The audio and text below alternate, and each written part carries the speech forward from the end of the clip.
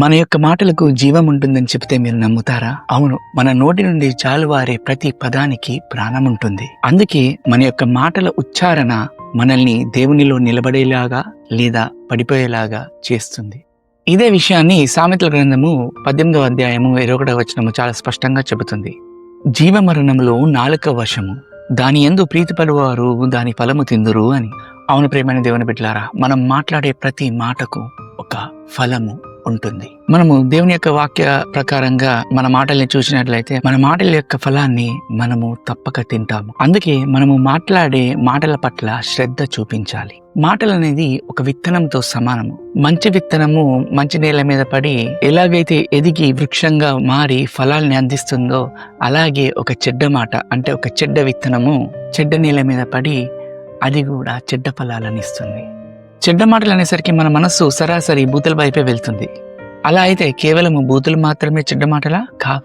మనమందరము, ముఖ్యంగా క్రైస్తవులు, మనలో మనకు తెలియకుండా మనము ప్రతిరోజు చెడ్డ మాటలు పలుకుతూ ఉంటాం. కనీసం అవి చెడ్డ మాటలని కూడా మనం గ్రహించలేని పరిస్థితిలో రోజు వాటిని వాడుతూ ఉంటాం. ఉదాహరణకి మనము కోపంలోనో, బాధలోనో, నిస్సహాయ స్థితిలోనో నాకు చావు వస్తే బాగుండని ఎంతమంది అనుకొని ఉంటారు. మనకు తెలియకుండానే మనము చావు అనే విత్తనాన్ని నాటిన వారం అవుతాం. మరి నాటిన విత్తనం మనకు ఫలం ఉంటుంది కదా. అలాగే మరొక ఉదాహరణ తీసుకుంటే పొరపాటులోనో, గ్రహపాటులోనో మనము అరే ఏంటి నాకు ఈ దరిద్రము అని ఎన్నోసార్లు అని ఉంటాం కదా. అలా ఎప్పుడైతే మనము అటువంటి మాటల్ని పలుకుతామో, ఆ పలికిన మాటల తద్వారా మనము మన జీవితంలో దారిద్రాన్ని ఆహ్వానిస్తున్నట్టు.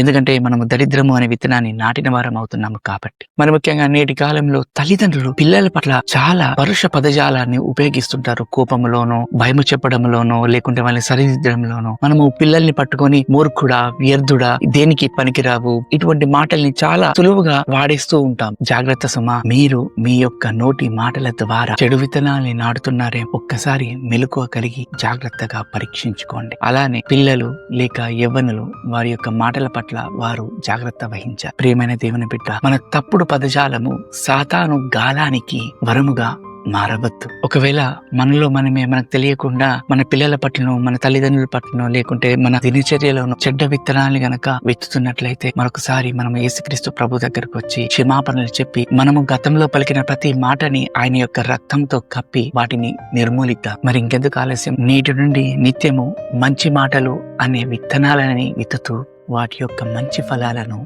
తిందాం. దేవుడు మిమ్మల్ని దీవించునుగాక.